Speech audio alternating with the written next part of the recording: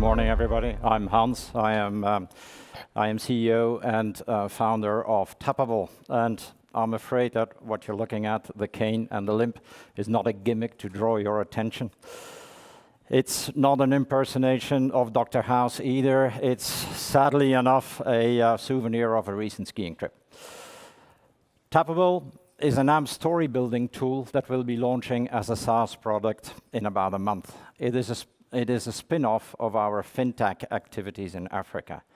And over the next 15 minutes, I will try and explain why AMP stories were instrumental to our business in Kenya and how they can be instrumental for your business. As I look around the audience, I see a lot of people that are probably active in the more mature markets. So what I would like to do is actually put a little bit of a broader perspective on things. This is a demographic map of the world. It focuses on the median age of the main regions in the world. And if we just compare Africa to North America, Africa has nearly 4 times the population of North America. The median age in Africa is under 20 years old. In North America, it is just over 38. If we work that back, there are now 600 million people, young people under 20 in Africa, but there are only about 80 million people under 20 in North America. Now you may ask, what has this got to do on a technology conference, right? So let's have a closer look at a few countries. This is Indonesia. And Indonesia is leading the world in e-commerce. No less than 87% of the internet users made a purchase online in December 2018. I'm sure if there are e-commerce people in the room, they'd be pretty jealous. Or a bit closer to here, the Philippines. For 4 years in a row, Filipino internet users lead the world in internet consumption, more than 10 hours per day on average. 99% of the internet users are on Facebook. Or let's go to the other side, to Brazil. 98% of internet users in Brazil are watching video online. That means that in Brazil, YouTube easily outperforms Facebook. Now, what do these 3 countries have in common? Well, very simple. They all have a huge population that is young and that is digitally savvy. A population that adapts to new technologies easily and very quickly, that wants new technologies. From this perspective, I'd like to ask you now, where do you think that your customers will be in 10 years' time? The home market for our fintech activities is Kenya. We're working there on improving financial capabilities of people through data and technology. We currently have 2 products live on the market, and I will talk about them in a minute. But why did we actually choose Kenya as a product for our fintech activities? Well, that's very simple. Kenya is leading the world on mobile wallets. Now, you may see from the slide that 49% of you saying, that's probably, why is he talking about that, right? But in reality, this comes closer to a nearly full 100% mobile wallet penetration. Why? Because you need to be 18 years old to have a mobile money account in Kenya, and because the median age in Kenya of the people is under 20, right? Do the maths yourself. So let me introduce you to Paul. Paul exemplifies the average working population in Kenya. 78% of the adults in Kenya work in the informal economy. They have no monthly salary. Their revenue fluctuates from day to day. Paul is a driver. He drives for Uber, for Taxify, and also for LittleCab, which is a local platform. He continuously switches between platforms to get the best rides. His customers pay him with mobile money from their phone onto his phone. His smartphone really is the nerve center of his business. Every single day, Paul uses about 500 megabytes of data, and he calls for about half an hour. And that's just to run his business. Like most other Kenyans, he buys his airtime and data on a daily prepaid basis. and he has a dual SIM phone, and he switches between operators to get the best deals that are available. But the problem is that there are more than 200 bundles on the market in Kenya at any given time.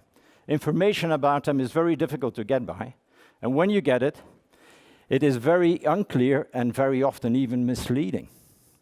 So we built Boost. And Boost is our comparative website and chatbot that allows people like Paul to select, to analyze, to compare, and to purchase the best bundle that meets their requirements and that meets their budgets. But here comes the problem.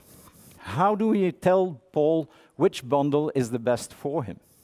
How do we inform him that he can save money or get better value for money? How do we send Paul tips and tricks? Well, we tried it, as you can see. We tried it by publishing 800-word blog posts, and we failed absolutely miserably. So have you ever tried to read a long text on a small screen of a $35 smartphone in Kenya? Well, we did, and it wasn't the best user experience. So we had to find a different way. We had to make our content attractive and easy to read. So we started testing AMP stories with our users. We condensed our content to only a handful of pages. We focused on visuals that would appeal to younger users, which are our users. We really cut the text down to the absolute minimum, and that is far less than a tweet. And we started sending out these stories as notifications in our chatbot. But we had a major issue with that, because we had to code every single story from scratch. And that took us 3 to 4 days. And that's hardly a scalable solution in a business, right? The result of our AMP stories was way beyond our expectations.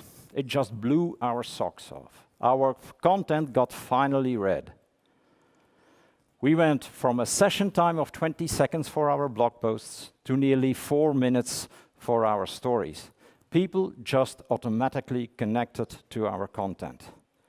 And what's more, 87% of our users clicked through to the very end of the stories. So at this point, we started to understand the power of AMP stories. And we also understood that we needed to develop a story building tool first, so that we could scale.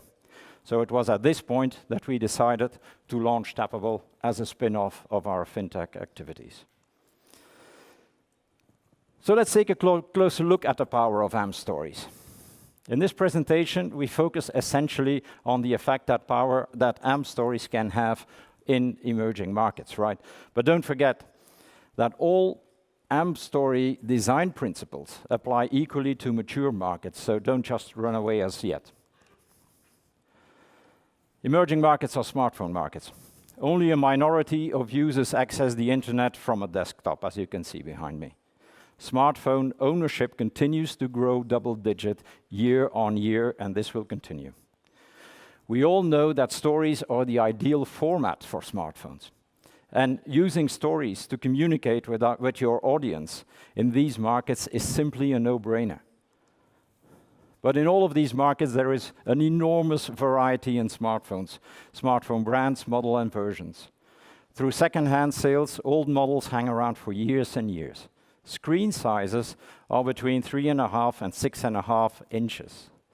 So how on earth do you design content for this variety of screen sizes?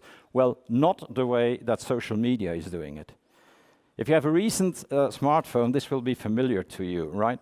In 3 of the 4 formats you see behind me, the text is cut off. Your user is put off by this, and he just clicks away. And that's not the case with AMP stories. The AMP story format is responsive, and it fits all screens perfectly. The content is permanently visible, and the user is kept fully engaged and clicks through to the end. This has been one of the main success factors of our activities in Boost. If I take Kenya as an example, the mobile network infrastructure of operators is rather weak in some areas. Broadband internet is mainly limited to the big cities and to the roads that are connecting the big cities. Because AMP stories are responsive, are loading responsively, Our users aren't looking at the spinning wheel for minutes. They start consuming the content as it is loading on their screens. This again has been a major contributor to higher session time and completion rates. Posting our content through social media was simply not an option for us. The Facebook algorithm decides who will see our content. That is, unless we pay for ads. But we can reach our entire contact database with AMP stories. We can segment as much as we like, and we can send specific content to specific segments.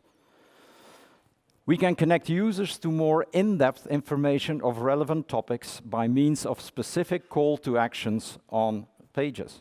And this has been an incredibly powerful tool for us. Most of the information that we put in our stories has a long shelf life. Network operators don't change their bundles every 24 hours, right? User recommendations don't change overnight. The 24-hour life cycle of social media stories is just an impediment to our business. We want to keep our stories online for as long as we want, and AMP stories allow us to do so. We started making stories because every story has a link, and because we can send that link to our customers. How do we do that? Pretty much any way we like. We often put a link in an SMS message, for the simple reason that SMS is still the marketing tool of choice in Kenya. Let's try and see how this works. If you're staying in Tokyo for a few more days, I suggest you just send an SMS with Tokyo to 1-470 460 6460, and we'll send you back a tappable story guide of the coolest places to visit in Tokyo and the hottest restaurants and bars. But our choice of distribution channels is practically endless. We put links in stories to our chatbot and in emails, in our tweets or in our WhatsApps. We embed stories in our app and also our website, or we send push notifications. We link to stories from a QR code. So why should you use AMP Stories? Because it is simply the ideal format to have your content read on smartphones. And all across the world, more and more users are accessing the internet from their smartphones. You should use AMP Stories because they're versatile. Whatever the phone, whatever the speed of the internet connection, the user will always have a good experience. And a good user experience leads to engagement, and engagement leads to higher conversion rates. And most importantly, you should use AMP Stories because you are in control. You decide who receives your content, you decide the distribution of your content, and you decide how long your content will stay alive. With AMP Stories, you are in control, not Facebook. We created Tappable to solve our problems that we specifically had, and we're putting it out, and the product will be live very soon. So get the Tokyo guide. You can scan the QR code. Get the Tokyo guide and just find out how powerful the Tappable story builder will be. Or you can sign up for early access on tappable.co. But most importantly, enjoy your day in Tokyo. Thank you very much for your attention.